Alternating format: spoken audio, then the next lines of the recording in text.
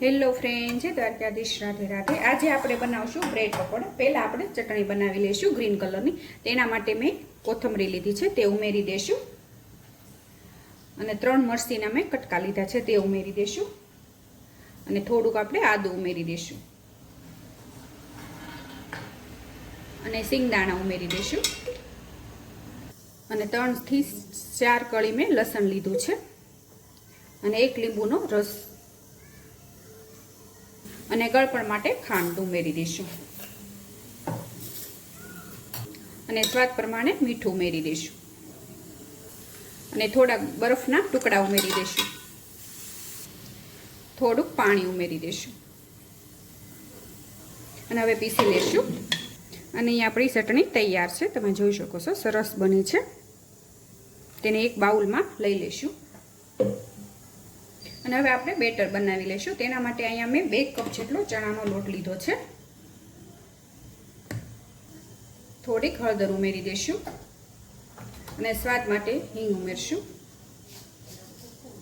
અને 1 ચમચી જેટલા અજમા ઉમેરી દઈશું। અજમાથી સ્વાદ સરસ આવે છે અને સ્વાદ પ્રમાણે મીઠું ઉમેરી દઈશું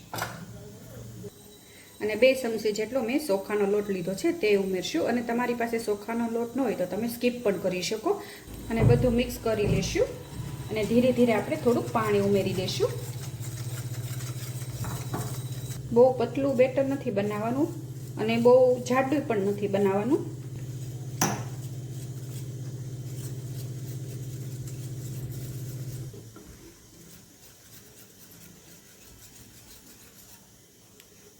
અહીં આપણું બેટર તૈયાર છે। 10 મિનિટ માટે આપણે આને ઢાંકીને મૂકી દઈશું અને આમાં કોઈ સોડા કે ઈનો કોઈ વસ્તુ નથી નાખવાની। અને અહીં અમે 500 બટેટા બાફી લીધા છે અને હવે એને ઉપરની સાલ કાઢી લઈશું।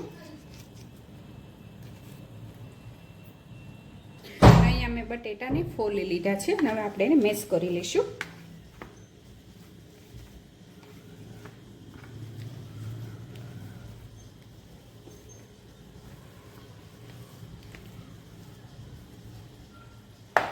અને વઘાર કરી લઈશું આનો। અહીંયા મેં કડાઈ લઈ લીધી છે, તેમાં આપણે 1 પાવડા જેટલું તેલ ઉમેરશું। તમારે જેટલા બટેટા હોય એ પ્રમાણે તમારે તેલ લેવાનું। અહીંયા મેં 2 પાવડા તેલ લીધું છે અને અહીંયા તેલ ગરમ થઈ ગયું છે, તેમાં આપણે 1 ચમચી જેટલું જીરું ઉમેરશું। જીરાથી સ્વાદ બહુ સરસ આવશે। અને અહીંયા તીખી મરચી લીધી છે, 3 થી 4 તે ઉમેરી દઈશું અને થોડીક હિંગ અને મરચાંને આપણે સાતળી લઈશું અને થોડીક હળદર ઉમેરી દઈશું અને હવે જે આપણે બટેટા બાફ્યા હતા તે ઉમેરી દઈશું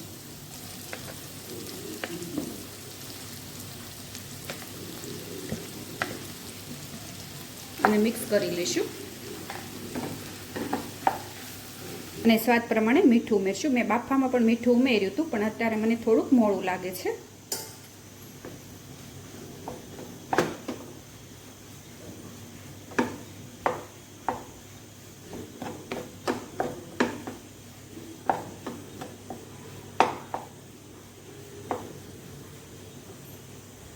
એક ચમચી જેટલો ગરમ મસાલો, તેને પણ મિક્સ કરી લઈશું અને હવે ગેસ બંધ કરી દઈશું।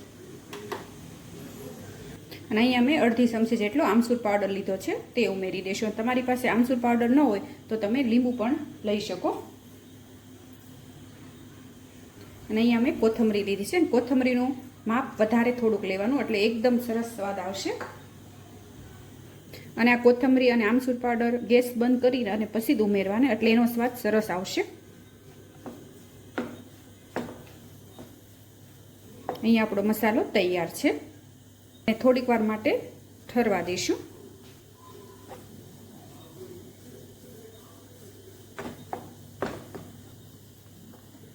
અને અહીંયા આપણું મિશ્રણ ઠરી ગયું છે। હવે આપણે બ્રેડ ભરી લઈશું અને તેના માટે મેં અહીંયા બ્રેડ લઈ લીધી છે અને તેની ઉપર આપણે લગાવી દઈશું આવી રીતે।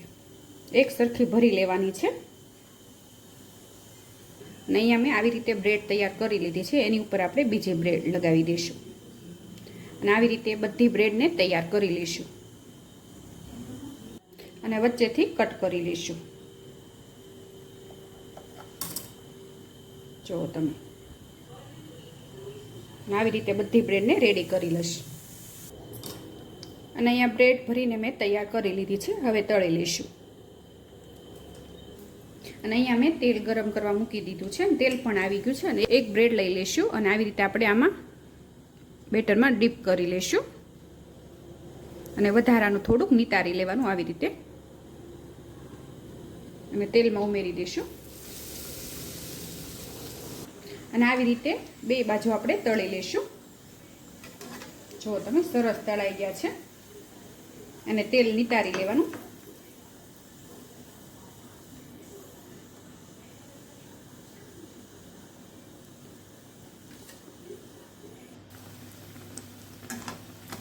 અને તમે એકવાર આવી રીતે ચોખાનો લોટ 2 ચમચી ઉમેરી અને બનાવજો પણ મસ્ત બનશે પકોડા.